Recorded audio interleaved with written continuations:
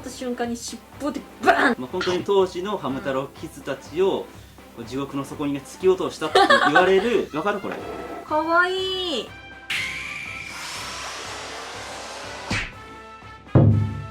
どうもギワチンです。えいやごめん、もう一回ちょっと思いっきりマスクいじってたっていうどうもギワチンです。そしてしまちゃんで久しぶりですね。お久しぶりです。コウさんの動画以来の出演あったのはその前のゴジラ講座みたいなそうだね、動画、今年の2月とかかな。今年の2月か。それ以来やね実際。うんそういえば柴さんがチャンネル登録者数があ、お100かげ人突さまで破したでしょ。100万人コラボしてくださってありがとうございます。本当に間違えました。100人をおかげさまで突破しました。すごいありがとうねございます。シワチャンネル。シワちゃんに100人突破したから、はい。ちょっとねいいものあげるわ。お、何？贈呈するわ。ありがとう。ちょっと開けてみて。いい。これはねゴジハムくん T シャツですよ。はあ、ハム太郎とゴジラのコラボ。そうこれはねプレゼントしたのにはちょっと意味があるんだけど、はいはいはい。私がハム太郎好きだったからいやそうだったの。実はね2001年にゴジラとトットコハム太郎がコラボしたんですよ。へえ。今から20年前にね。でそれがなんとねこの度こう復活したわけなんですよね。はあ、すごくない？なるほど。でも私当時ハム太郎大好きで毎週録画してたけあど、マジこんな T シャツ出してるなんて知らなかったし。でよ、うんなんでこれをねプレゼントしたかっていうと、はいまあ単純に俺が欲しかったっていうのもあるんだけど、はい2001年にさっきねゴジラとハム太郎がコラボしたって言ったじゃん、うん。で映画がね同時上映されたんだよ。あ、それ私ね、ハム太郎だけ見て帰ったやつ。そっち系か。うん、あれなんだっけ、ハム太郎のタイトル。劇場版トットコハム太郎ハムハムランド大冒険。 DVD かな当時。買ったわ。うん。マジか。でもゴジラ見てない。見てないんかい。でここにねわかるこれ、かわいい。うん。入場者特典と前売り券特典なんだけど、へー当時行って本当にもらったやつをねはあはあこは残してあるんだけど、あ。なるほど。でその時に同時上映された映画がゴジラモスラキングギドラ大怪獣総攻撃なんだけど、はいはいはい。それを今回ね柴さんがね見たんですよ。そっか。でこれねはたまたまなんだよね。ゴジラの作品見たいんだけど何がいいって聞かれて、大怪獣総攻撃が一番いいんじゃないって言って勧めたのが23ヶ月ぐらい前なんだよね。あ、そうだね。うん。でたまたまそれが重なったんだよね。あ、そのコラボの復刻と。そうそうそう。へえ、運柴の命じゃん。だからこれはちょっとプレゼントしなあかんなと思って、ありがとう。だからうん特に100人登録者記念はね何もあげようと思ってなかったんだよで今回こんなね大怪獣総攻撃を見た柴さんの感想をねちょっとね聞いていこうというねはい。企画でございます。じゃあ率直にさうん。どうだった？いや、普通に映画として面白かった。まあ、主人公っていう言い方ゴジラ映画でしていいのかわかんないけど、人間パートのメインの人が女性、女の人じゃんだったじそうねゃん。新山千春さんね。そう、それがだからすごい入りやすかったっていうのもあああやっぱ同性として入りやすいってこる。と？同性だし、他のゴジラ映画、まあそんな見てないから偉そうなこと言えないけど、何見たんだっけ？まあゴジラ対モスラでしょ。ゴジラ対モス、あと初代ゴジラ、うんで3作目？シン・ゴジラと、あまあシン・ゴジラ入れると4作目に当たるから、あなるほどね。意外だった。なんかゴジラってなんつうの、男たちが戦ってそのあー3作見た限りだと男たちが戦って確かにね国とかそう軍が戦ってほらゴジラを倒してたけど、も男臭い。うそうちょっと男臭いイメージがどこかにあったのよ、初代ゴジラとかなんか。はいはいはいはいはい。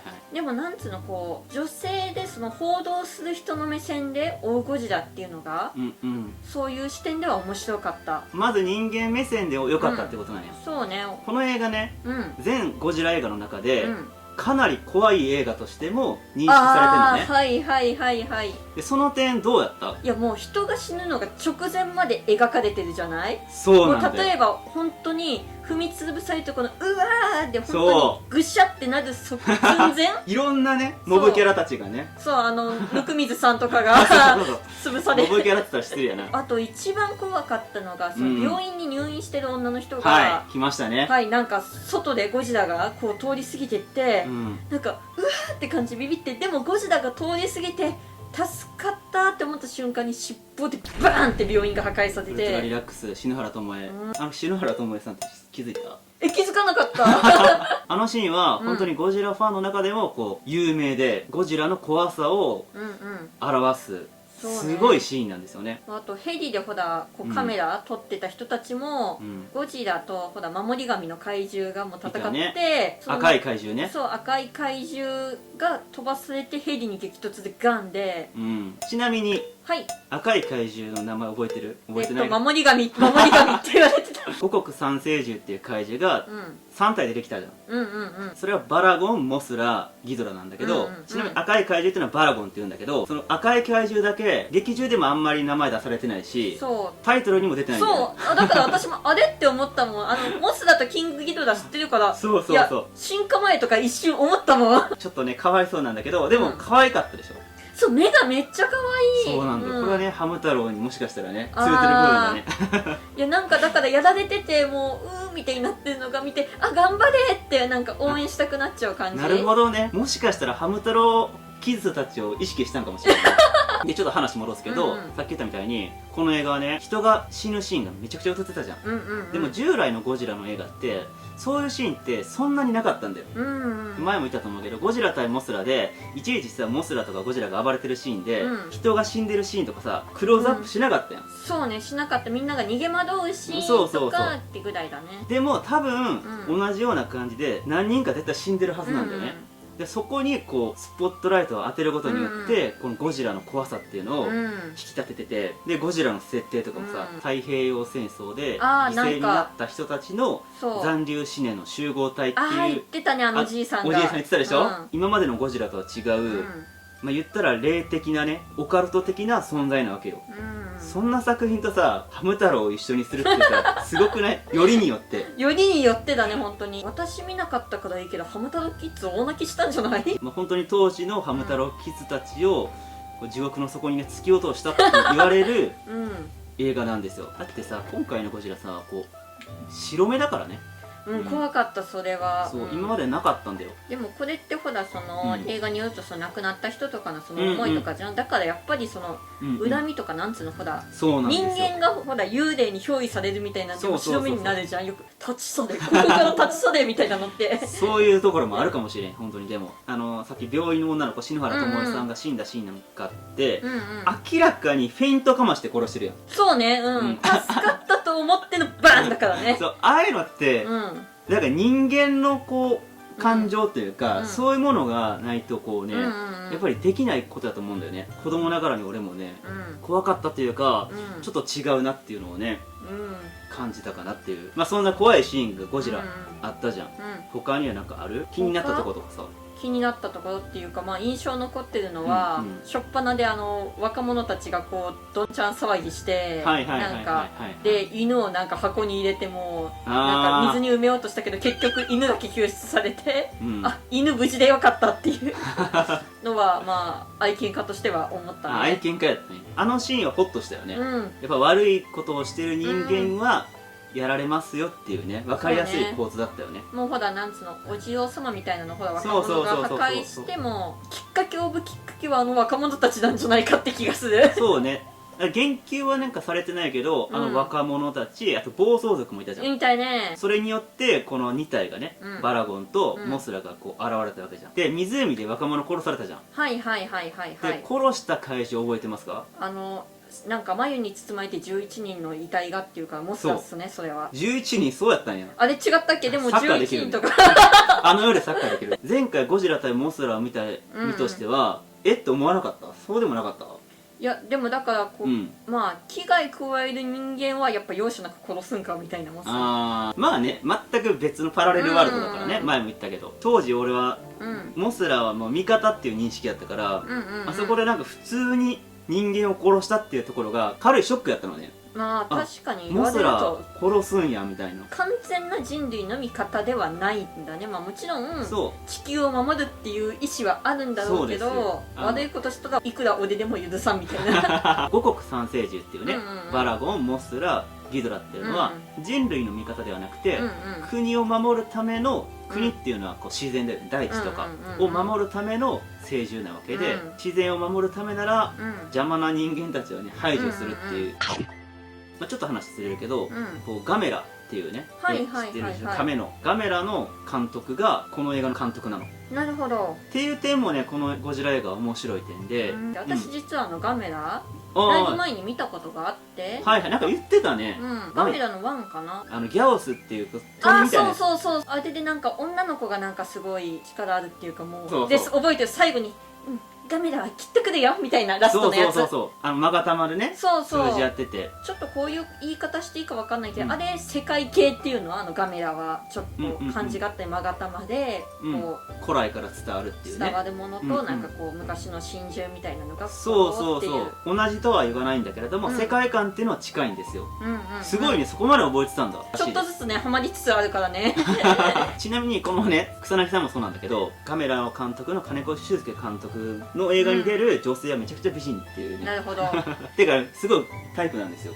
あ、ギワチンのタイプってこと。今回で言うと新山千春さんとか、ガメラ大怪獣空中決戦でいうと中山忍さんとか、女性を綺麗に撮るっていうのがね、すごくねお上手な方っていうのがね分かるので、そういった目線でもこのガメラ映画っていうのはぜひねワンツースリー見てほしいよ。なるほどね。今回のさ大怪獣総攻撃で一番色っぽかったシーンは村長さんと女の人の車の中でいや冒頭のね、そう冒頭のそれを暴走族に囲まれるっていう、あそこが一番色っぽいシーンだったかな。じゃあなんかすごい村長が気持ち悪くて「村長さん」みたいなで実はでもあのシーン当初は若者で、その暴走族にボコボコにされるっていう予定やったらしいんだけど、それちょっとやめようってことになって、あのシーンに変わったらしいんだよ。なるほど。結果良かったよね、なんか、ちょっとコミカルじゃないけどスカットジャパンでよく活躍している、木下ほうかさん、はいはいはい、襲った暴走族の隊長役なんですよ。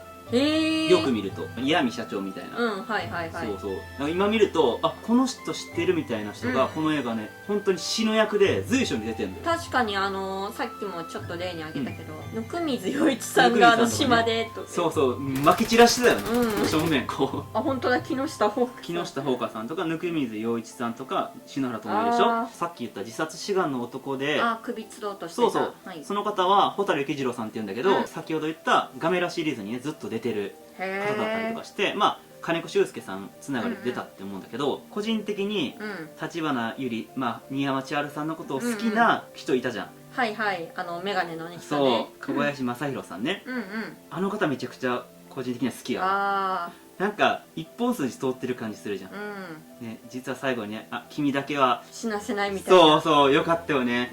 あと佐野史郎さん、もうロングヘアのね、なんかもういかにもなんかこうマイナー番組をやってるみたいな感じのね。でもゴジラ好きですごい有名なの。めちゃくちゃゴジラオタクっていう感じ、だからこの映画はゴジラ以外に、こう人々のね、描写がすごくいいなって思ってて、そういう点でもね純粋にこうおすすめしたわけなんですよ。一般的にはねやっぱりこのゴジラが怖いっていうね印象の映画だったりするから、それだけじゃなくて、こうね千葉さんが言ったみたいに、人間パートにもねすごくねところどころ良い部分があるんだよっていうことをね、こう見てる人には改めてこう再認識してほしいっていうかね、久しぶりに見てほしいよこの映画を。なんか変な言い方だけど見てよかったなって思う。よかったですわ。その小学生の頃見てたら多分泣いてただろうけど小学芝は泣いてた。もう小学芝は間違いなく泣いてた。ハムダー見たいよとかって言ってたと思うあとやっぱり演出とかカメラワークがやっぱ面白かった。よかった。オープニングさ入る前にさ、なんかこう潜水艦乗ってた人がさ、こうゴジラの背びれかなんか見て、自分の目が信じられませんって言ってオープニングにバーンって入るんじゃん。それがすごいかっこよくて、でその後タイトルがバンバンって出て、そっからキャストの名前が出る水戸黄門みたいなさあと渡る世間も鬼ばかりのオープニングを思い出す。いやもちろんかっこいいのね、音楽とかは。でもね実はね、そこめちゃくちゃ良くていいところつきますね。こうタイトルロゴが出て、文字が出るじゃん、出演者とかの。で背景を見ると、怪獣たちの対表になってるのね。ゴジラとかギドラとかバラゴンとかの。でその演出って1964年に公開された「三大怪獣地球最大の決戦」っていうゴジラ映画があるんだけど、それのオマージュなんだよね。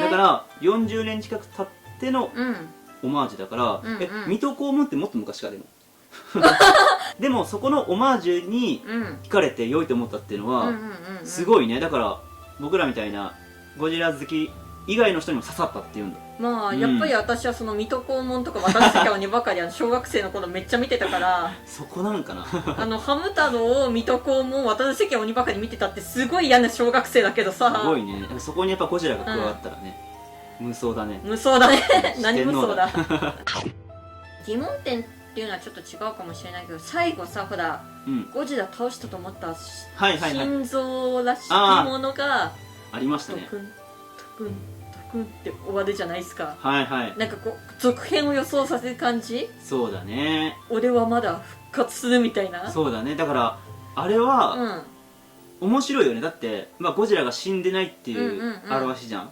でもさ、このゴジラは太平洋戦争で犠牲になった人々の、まあ怨念みたいな設定じゃん、なのに物理的な心臓が残るってさ、なんかそこのなんか怖さっていうかさ、霊的なもので残るとかじゃないんだよ、そうね。なんかそこのなんかアンバランスさっていうかさ、なんだろう、ゴジラっていう入れ物があって、その中に魂が憑依してて、でその魂抜けてもそのゴジラの本体は残ってる的な。そうね、ジェイソンシリーズと同じだよ。心臓になっても生きてるっていうのがへえ、どんどんどんどん移り変わっていって、だからそういうやっぱり、もう生物のね概念を超えた、なんか恐ろしいオカルト的なね、怖さっていうのも、最後まで表されてたシーンだったよね。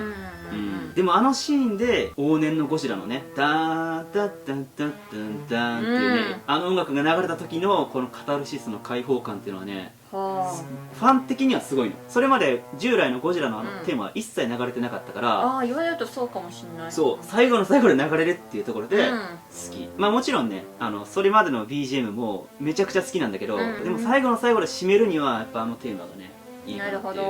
まあでもね、やっぱ個人的に細かい部分を語ろうと思ったら、俺らの間ですごいギャップが生まれてしまうから、そうだね今後ねまた違うゴジラ映画とか見ていけば、また変わるかもしれないよね。そうだね、そう違う映画見た時に、あれ、ギドラは今度は敵側になってるとか、今まで結構人間目線が多いじゃん。確かに怪獣目線で見るようになったら、もしかしたらもうゴジラフリークの仲間入りかもしれないまだまだ勉強中の身ですが、はい、よろしくお願いいたします。面白い面白い。なんか自分の見た映画を人とやっぱ感想交換するのっていうのね、ね、普通に見たくなった時に、単純に見てその時また感想を聞かせてもらえれば幸いですわ。はい、お願いします。まあ取れたか大丈夫かな。結構喋ったもんね。じゃあそうそう、なんか締めの言葉。締めの言葉とか多分なくて大丈夫。まあこんな感じで。はい、そんな感じでした。はい、ありがとうございました。またチャンネル登録お願いしとく。そうだね。よろしければチャンネル登録をよろしくお願いいたします。あ、違うな、ごめん。ゴジラストアでゴジハムくんのグッズがたくさん発売されてるんですけど、クリアファイルを買いました。これね、マット・フランク先生の絵なんだけど、結構ちっちゃいんだけど、このイラストこのギャップよ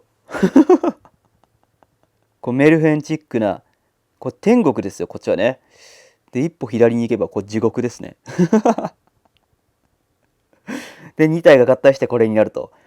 いやー、このイラストがね秀逸すぎて思わず買ってしまいました。クリアファイルあんま使わないんだけどね。